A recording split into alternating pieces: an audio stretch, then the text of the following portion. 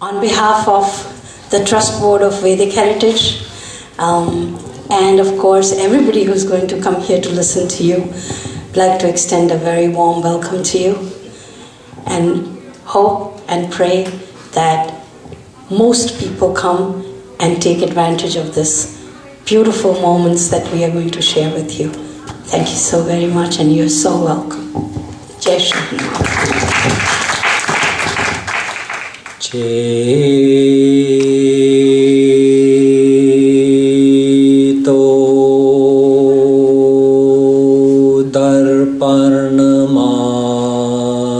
Janam Bhavamaha Davagni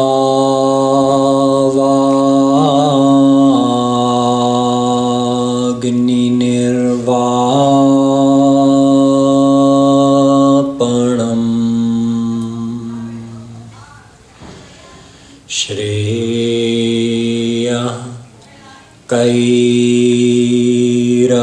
Chandrika Bitaranam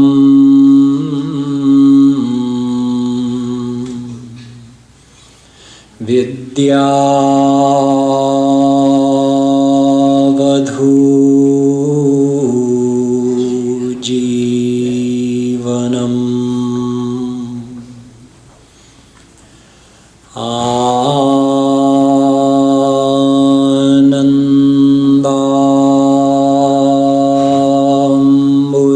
Vardhanam Pratipadam Purnamrita Svadanam Sarvatmasnapanam Param Vijayate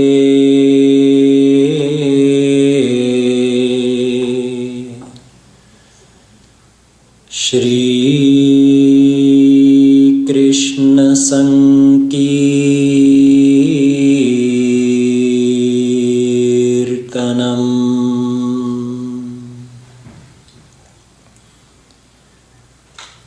Namah Kamalana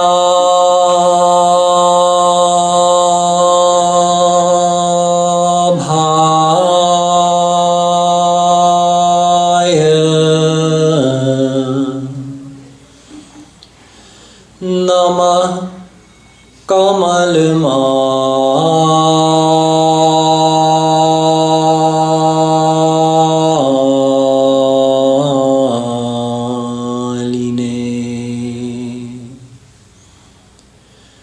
Namah Kamalpadaya Namaste Kamale Kshana Yo Brahmanam Vidadhati Purvam Yo Vai Vedanscha Prahinoti Tasmai Tagvamha Devamatma Buddhi Prakasham Mumukchurvai Sharanamaham Prapadye. The Divine Souls will have a few minutes of Nam Sankirtan, and after that I'll begin this series on the 3 paths to God.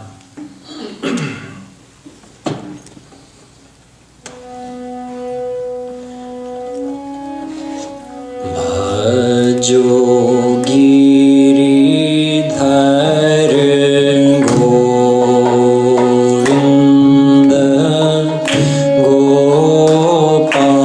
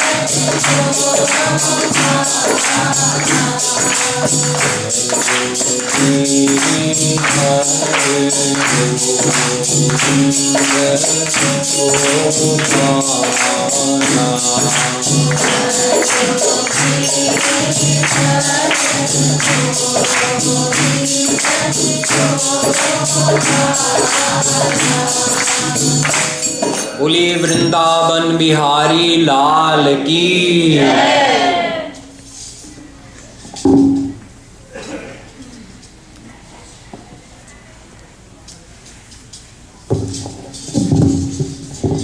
This series that I'm giving this year during the Akhanda Ramayana here at Hanuman Mandir is going to be a 15-part series. Last year I was here for 14 days.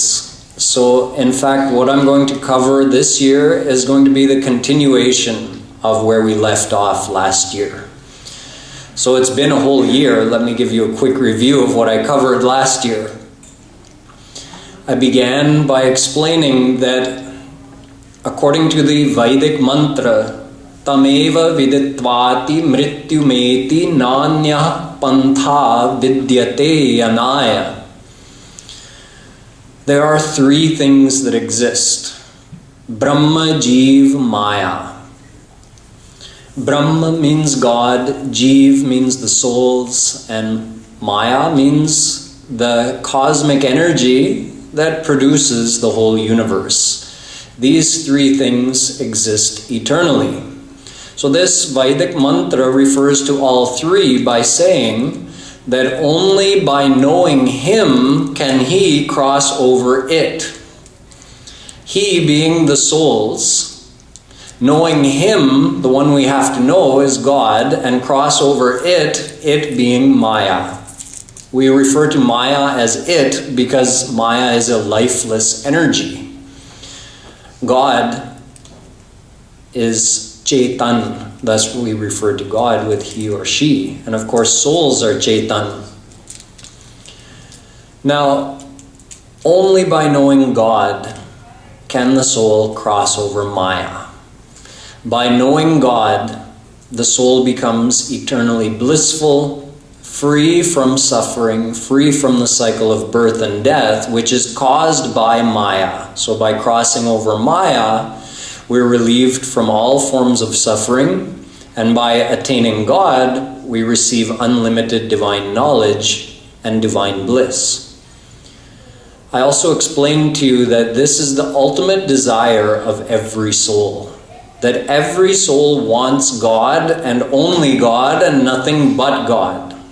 Meaning that every soul is eternally astic and cannot become Gnostic even after millions of lifetimes of trying. If someone wanted to, they could not become atheist. Everybody not only believes in God, but wants God. So I proved this to you by explaining that God, being the form of bliss, is called Anand. Anand means perfect happiness. And souls are Ansh of God.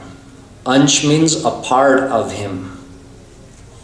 So every Ansh has a natural tendency to desire his Anshi. Anshi means the one to whom you belong. So we are all little infinitesimal souls and we all belong to God.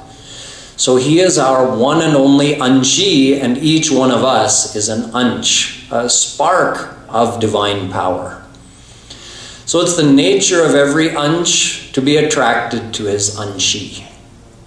So every soul is naturally drawn towards God.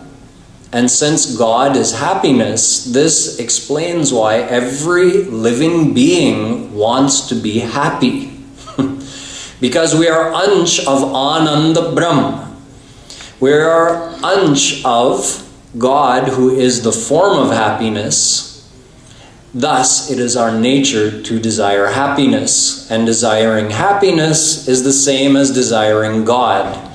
Is there a soul in existence who doesn't desire happiness? No. Every soul desires happiness, thus every soul desires God, proving that every soul is an eternal theist, an eternal astik, not only believing in God, but desiring only God. I also explained to you that only having received a human birth can a soul get the chance to attain God.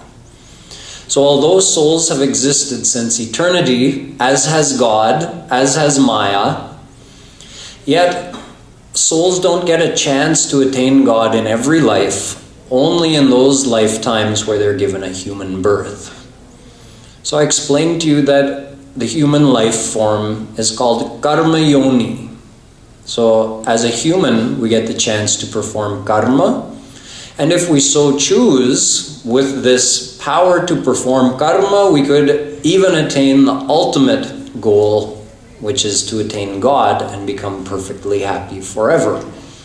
But if we're born in any other species, our karma doesn't count for anything. Even the celestial gods can't perform karma, thus even they desire to be born on this earth planet as a human being so that they can get a chance to attain God. So we understood that attaining God is the ultimate goal of every soul, and that is only possible as a human being. And if we don't accomplish that in this life, since we've received a human birth, there's no telling how long it will be before we get another human birth.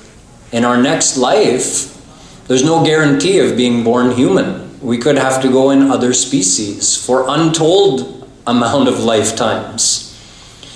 Eventually we would get another human birth and we would find ourselves back in the same situation, if we're lucky, being exposed to this complete spiritual knowledge so that we know what the goal of our life is and how to attain it. And again, we would have a golden opportunity.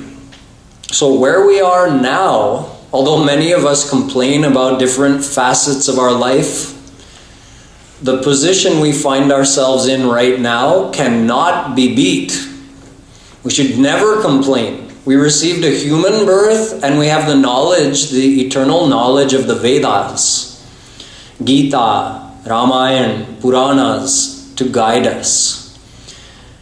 So we are in the best position to attain the ultimate goal of our life in this life. Then we learned that according to these same scriptures who tell us that we must find God in this life, we must know God in this life, those same scriptures told us that no one can know God. Because God is divine and our mind, our very faculty of knowing, is material. So how can you know a divine, absolute, unlimited God with a material, limited, faulty intellect? How can you see God when God is divine and you have material eyes? So we have no means of attaining God or knowing God or seeing God. Then we found out that despite this fact, many souls, uncountable souls, have attained God. How did they do it? Through God's grace. Those who received God's grace, through God's grace they got a divine mind, divine intellect, divine senses, and through that they were able to know God and experience God. So only through God's grace can a soul know Him. So then we ask the question that, well, if everything is dependent on God's grace, then what is there left for us to do? God must be doing everything then. He's all powerful, isn't he? So God, when you decide to grace me with God realization, then it will be all good. And until then, why should I worry about becoming God realized in this life? It's up to you. You grace me if you want me to be God realized. So we took this to an extreme and asked the question, is God responsible for everything, including our own thoughts and actions? And we learned that no, according to our scriptures, God gives life to every soul, and having done that, has given us the power to think and perform actions, but does not control our thoughts or actions. God, merely having given us that power, takes note of what we do and then gives us the consequences. But he does not perform our actions for us. So, we understood through this that we have to do something in order to receive God's grace. Those souls who became saints like Tulsidas, Mira, Guru Nanak, Tukaram, they attained God by receiving God's grace. So it must mean that they did something to receive God's grace, and whatever that thing is, we haven't done it. So there must be a condition required that we have to fulfill in order to receive God's grace. So we again went into the scriptures and found out that that condition is surrender. Those who surrender to God receive God's grace, and through his grace they know him and they cross over Maya. So surrender is the condition. If you surrender, you receive God's grace. If you don't surrender, you don't get God's grace. So at this point we ask the question, does this mean that God's grace is not unconditional? He is called Akarana Karun. He graces everyone with no demand or expectation in return. He is all kind, all gracious. So we ask the question that if he is requiring us to become surrendered, then is his grace really causeless? It sounds like there is a cause. He's demanding something from us. But then upon further investigation, we came to the understanding that surrender isn't really a condition. It's just the means of receiving God's grace.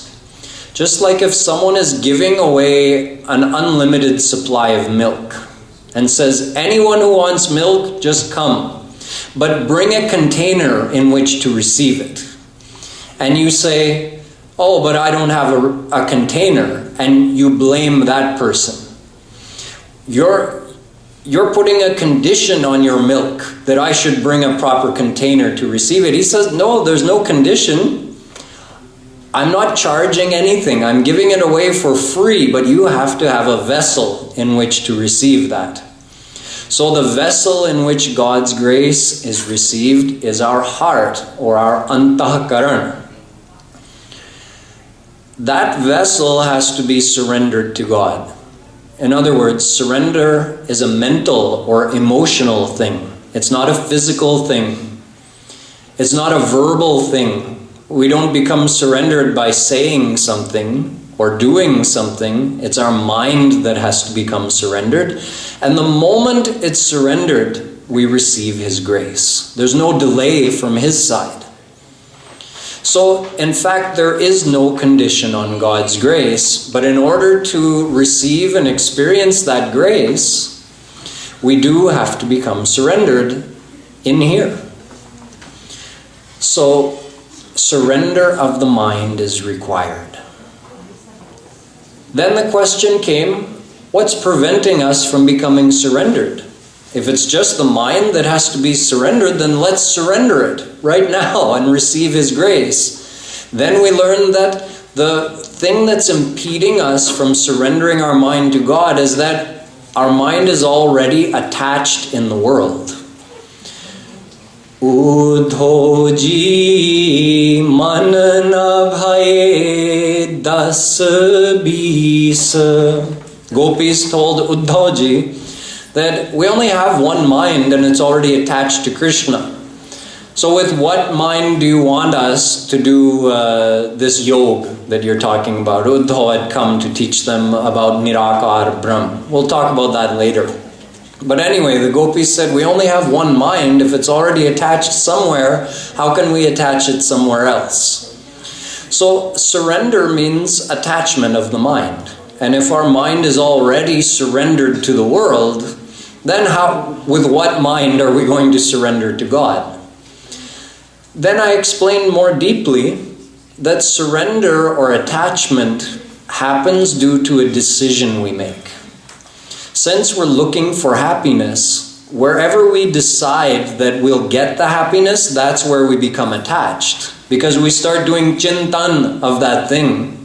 We think about it more and more, and that process of thinking about it causes us to get attached to it. And that attachment is surrender. So we're always looking to the world for happiness. We decide many times a day that the happiness I'm seeking, I will find in this world. In a thing, in a person, in an achievement, in fame, whatever it may be. We decide many times a day that this thing in the world will give me happiness. So through that constant process that goes on all day, every day, we're just multiplying our worldly attachments. So with what mind will we become surrendered to God? Thus I explained that in order to detach the mind from God, from the world, and attach it to God, we have to understand the nature of true happiness and understand that does the world match that nature.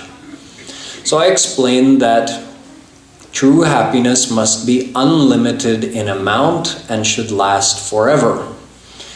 And then we looked at our own experience in this world, and we understood that although we do experience pleasurable things in this world, things we would call happiness, yet none of them last forever, and none of them are of an unlimited amount, which is why we're always feeling dissatisfied.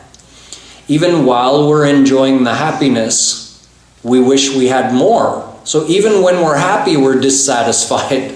Then of course, no happiness lasts forever. So once that happiness ends, then of course we're dissatisfied and we're looking for more. We're looking for something else to make us happy. So the worldly happiness doesn't qualify as true happiness. That true happiness is only found in God.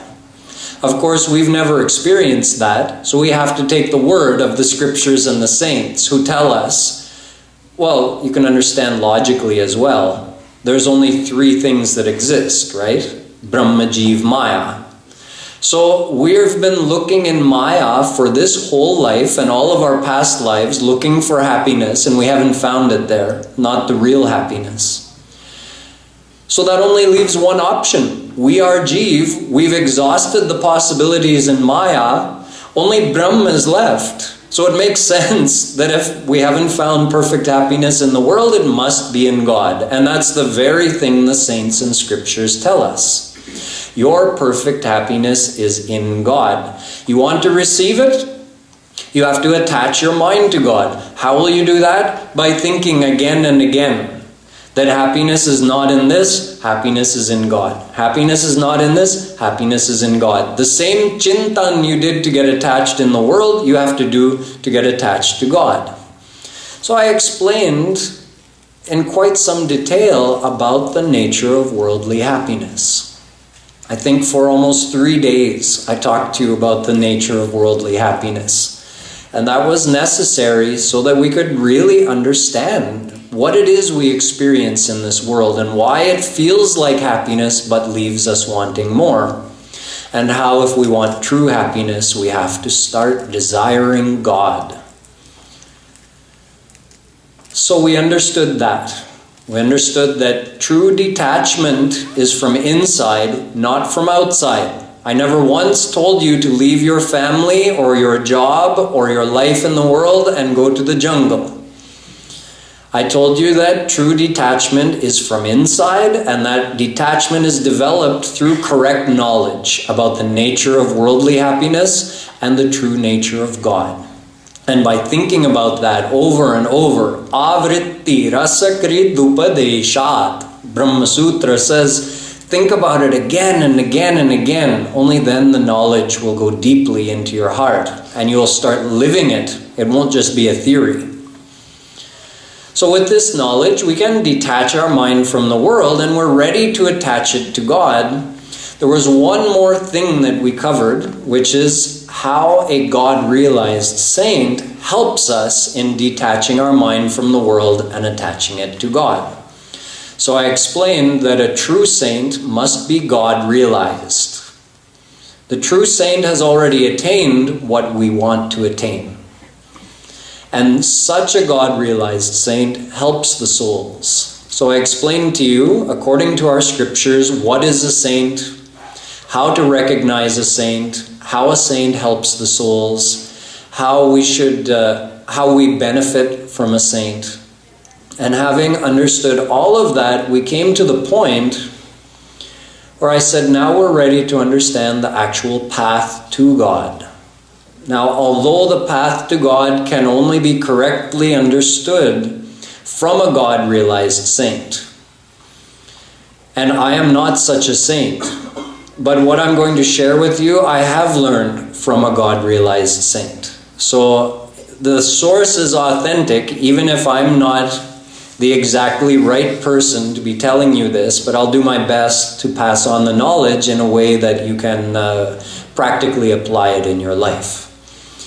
So we came up to this point last year, during last year's Akhanda Ramayan Path here at the Hanuman Mandir. Then I very briefly told you about the 3 paths to God.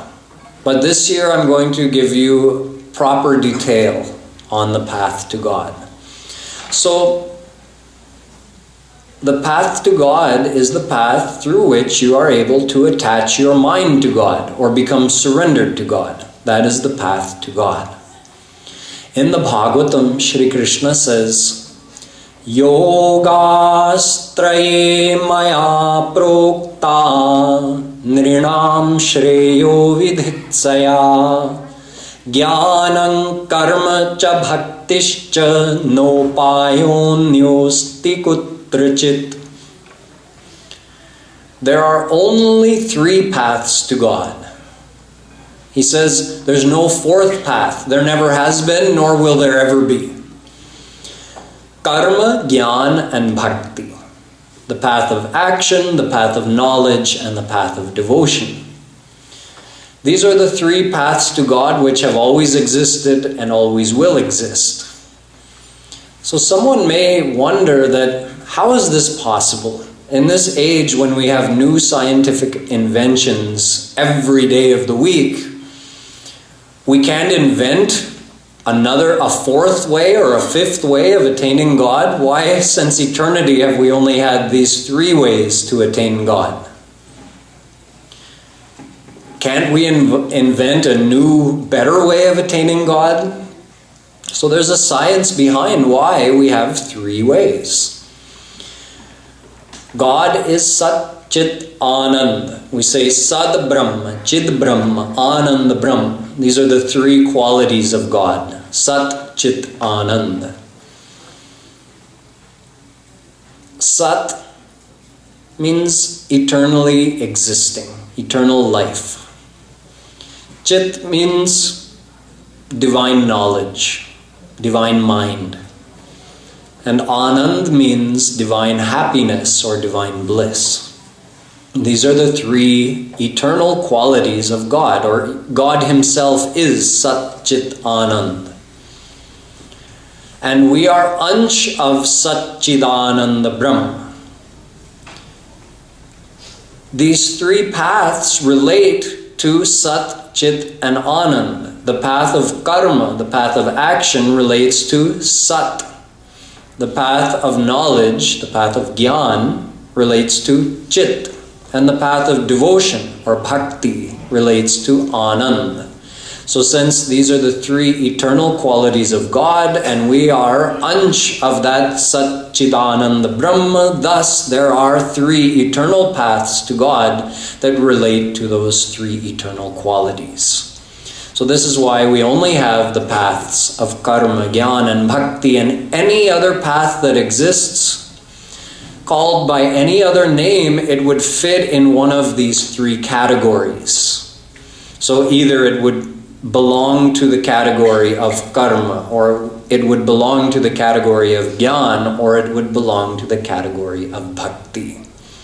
And along these same lines, our Vedas, which are the foundation of all of this knowledge, they're divided into three major sections: Karma Kand, Gyan Kand, and Upasana Kand.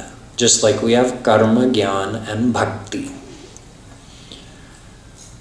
Lakchantu Chaturo Veda, Lakshmekam tu Bharatam.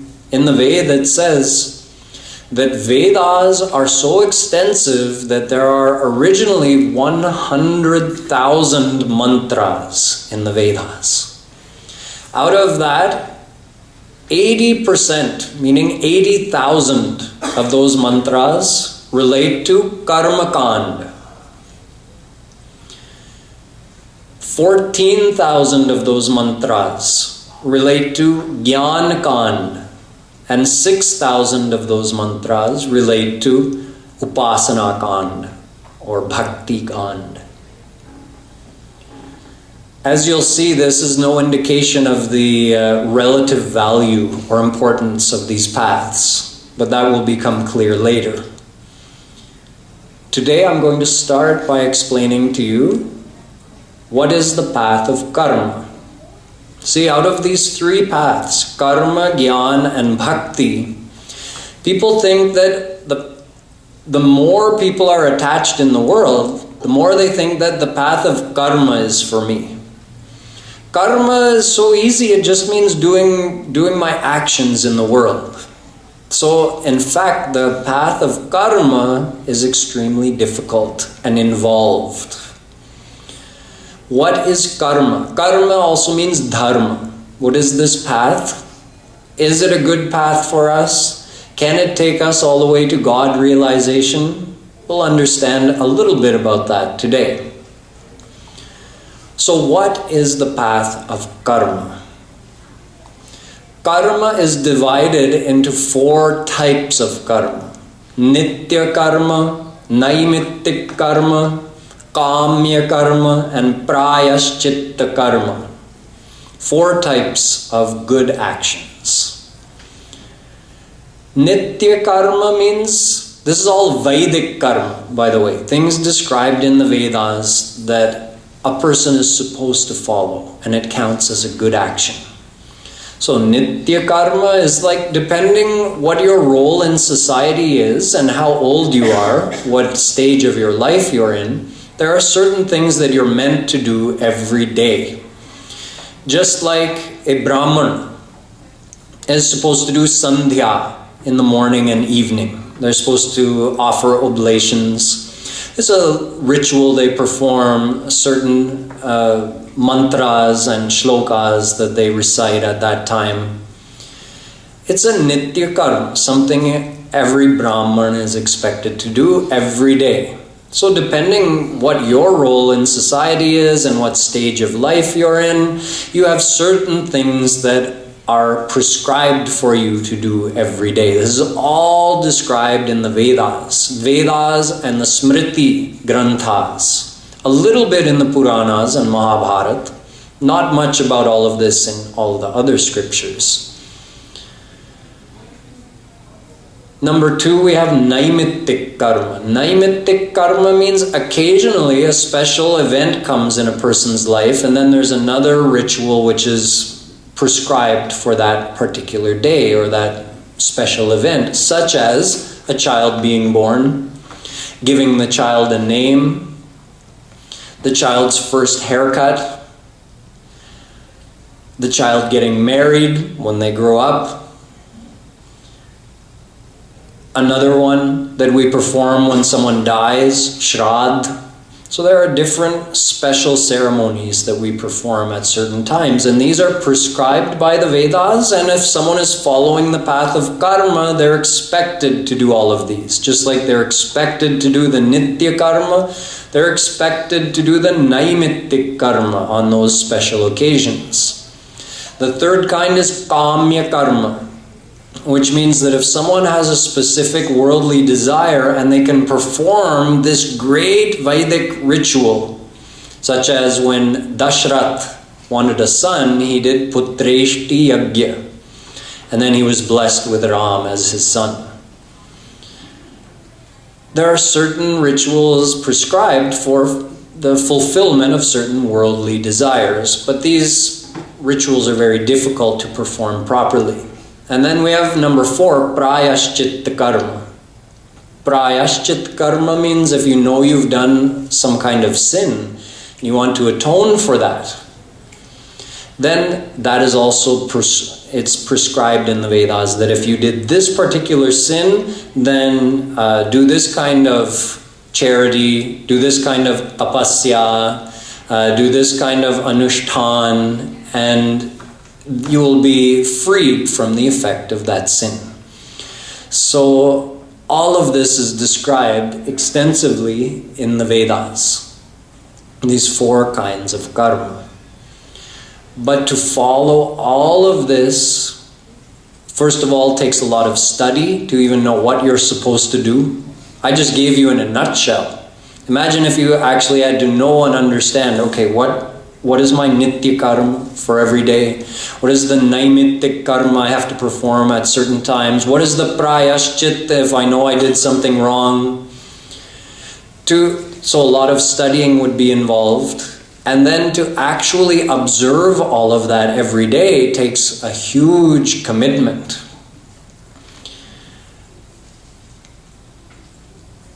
The Vedic yagyas, these fire ceremonies, which are a big part of this Vedic karma, our Shastras say, Shadbhi sampadyate dharma. Take a yagya, a Vedic fire ceremony. If you're going to perform it properly, there are 6 conditions which must be met at all times. These are very strict rules of the Vedas for karma kand.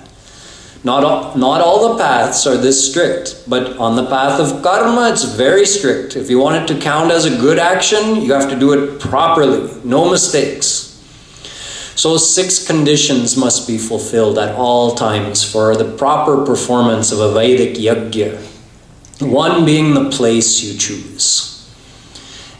It's not like our scriptures say for taking God's name. If someone is doing bhakti and they're chanting God's name, then our scriptures say, Na desha niyamastasmin na kala niyamastatha.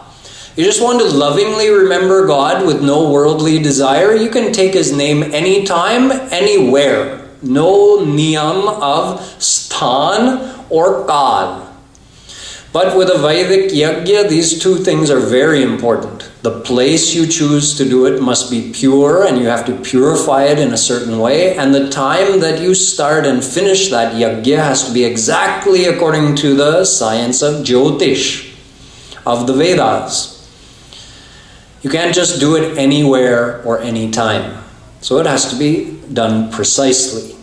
Then, all of the dravya means in that yagya you're going to give charity. So you're going to give money, you're going to give certain things away, and you're also going to offer certain things into the fire like ghee or certain seeds or rice.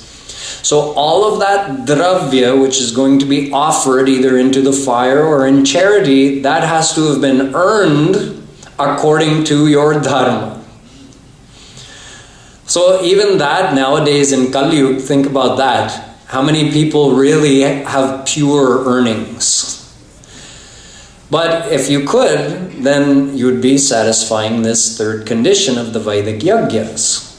So place, time, the dravya, the pandit or pandits actually for the proper performance of a Vedic yagya, a minimum of 4 pandits are described in the Vedas. Not that I know all about this. This is not, I'm not trained in any of this. I'm just telling you in gist what Kripaluji Maharaj has taught me about this path of karma.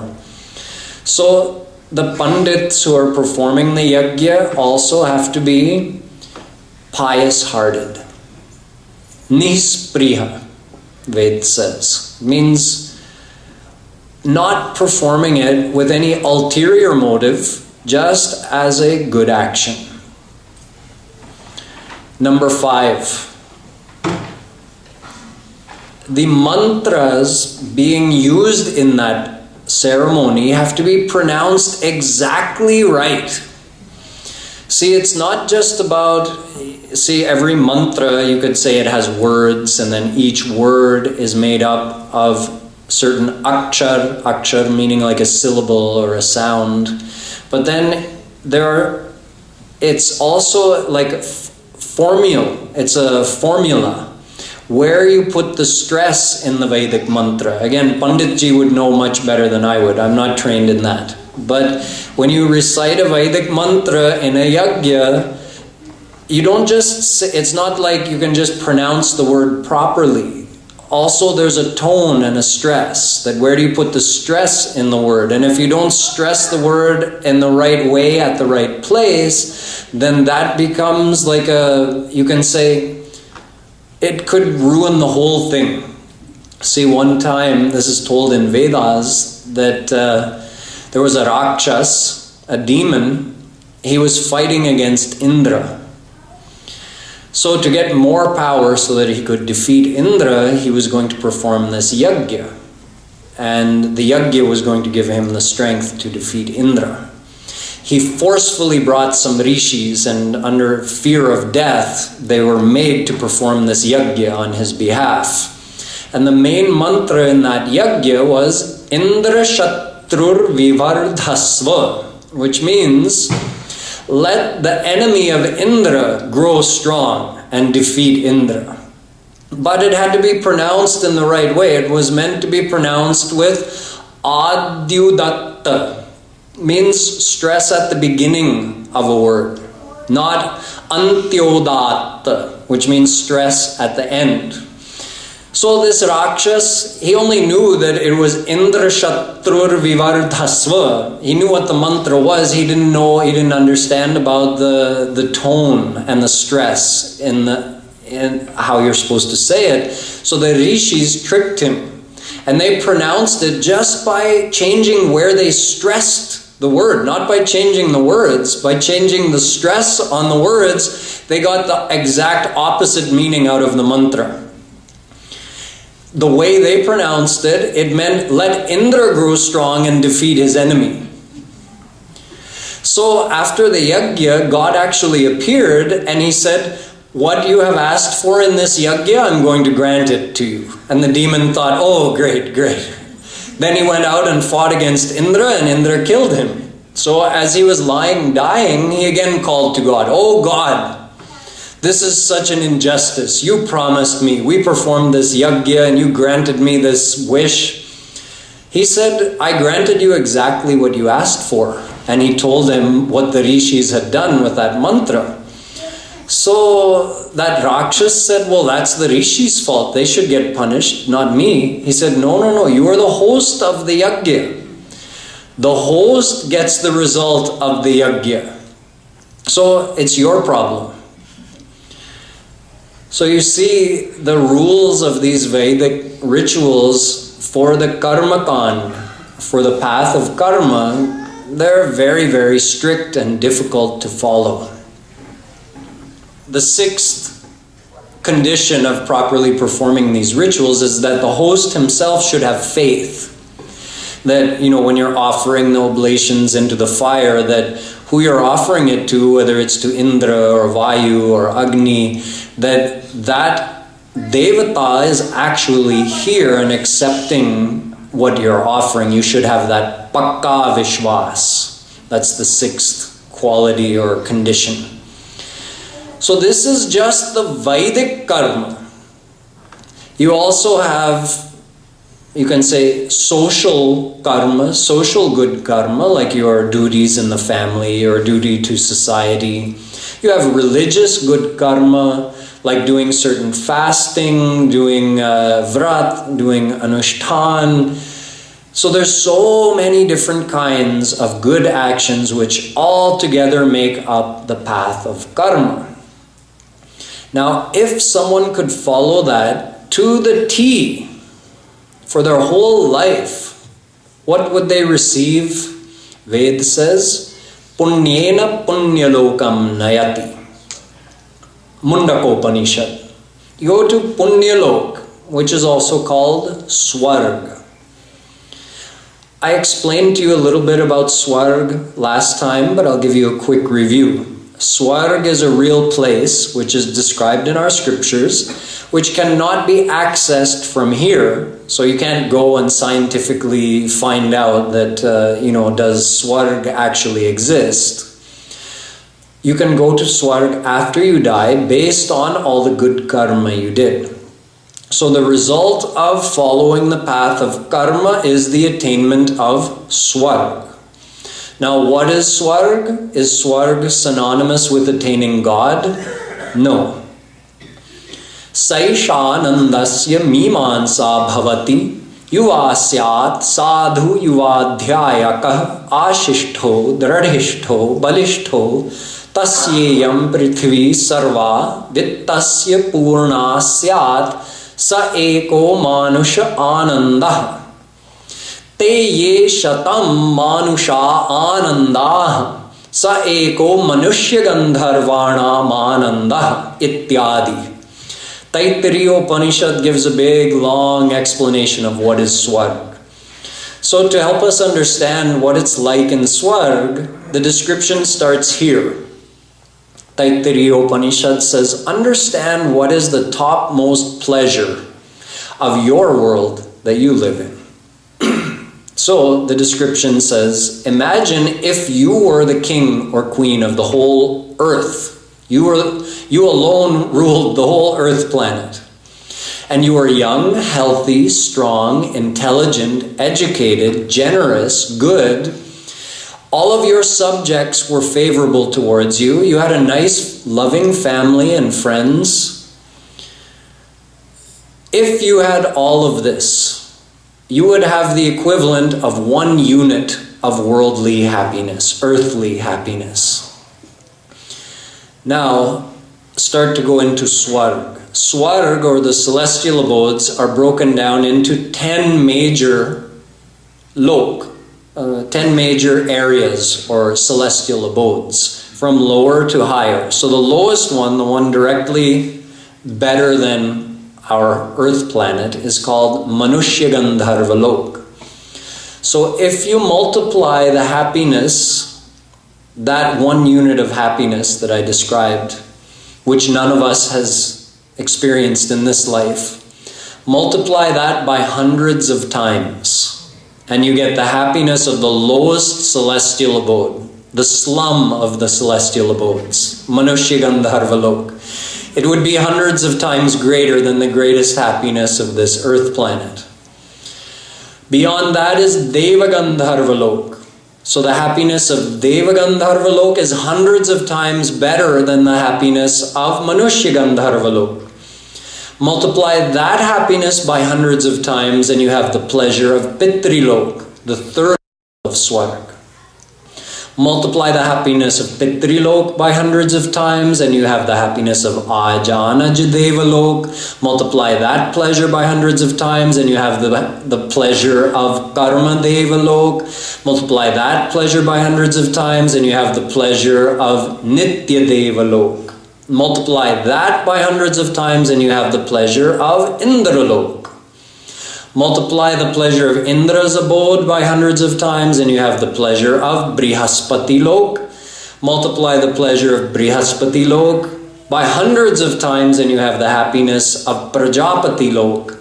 And multiply that pleasure by hundreds of times and you have the pleasure of the topmost celestial abode, Brahmalok or Satyalok, the abode of Brahma. So even though that would be millions and millions of times greater than the greatest pleasure of this earth planet, yet it's still limited. It's not an unlimited amount of happiness, it's limited in amount and it's limited in time. Shri Krishna says in the Gita, Brahma bhuvana loka punaravartino Arjuna. Hey Arjun, even those who go to Brahma's abode, they have to come back here on earth. They only get a limited stay over there. So it's like a vacation that doesn't last forever. Has any of you ever been on a vacation that lasted forever? No. Your summer holidays don't last forever. When you take a week or two off work, that doesn't last forever. No matter how much you want it to last forever, eventually it ends. You have to come back and start again. So in the same way, te tam bhuktva svargalokam vishalam chirne punye martyalokam vishanti. Gita. You go over there and enjoy, but then you come back. Ramayana says, Swargahu swalpa anta dukhdai. The pleasure over there is limited for one thing, and in the end, it ends in dukh. It ends in unhappiness because, I have to leave here now. I have to go back on earth where things are millions of times worse than they are here where I'm enjoying so much. So both ways, you're not satisfied even when you're there. It's hard to believe, but it's true. Even with millions of times the amount of pleasure that we have here, we're still not satisfied. Because it's not God's happiness. It's not unlimited, so it doesn't satisfy us. Just like we envy our neighbors who have more than us, over there in Swarg also you see, this other person did more good karma, so he earned more pleasure than I have. So we even envy our neighbors over there in Swarg.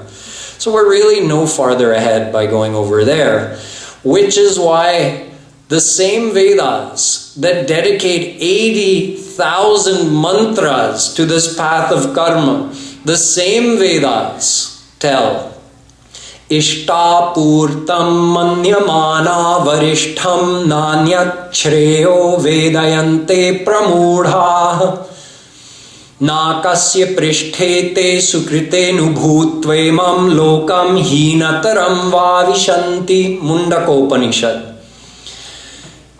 Even if you go to the highest celestial abode, you have to be reborn here on the earth planet, and you might not even receive a human birth again right away. You might have to take birth in the lower species. Therefore, those who strive to go to Swarg, they are pramudha, the greatest of fools. Can you imagine? Same Ved dedicates 80,000 mantras to telling us what is the path of karma, and then after telling us all of that says, but if you follow that, you're a fool. Gita says the same. Yamimam pushpitam vacham pravadantya vipaschita vedavadarata partha nanyadasti tivadina.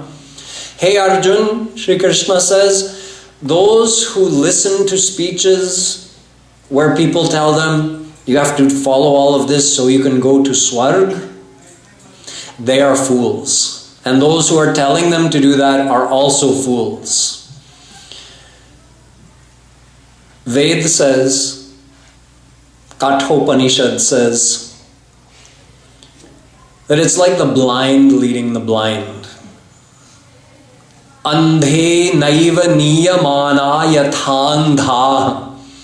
Those who are telling are blind, and those who are following are also blind. It's like if someone wanted to come to Hanuman Mandir tonight, and they got off, maybe they took a bus to the nearest bus stop, and then they got off the bus, but they're blind. So they asked somebody, hey, does anybody know where's Hanuman Mandir?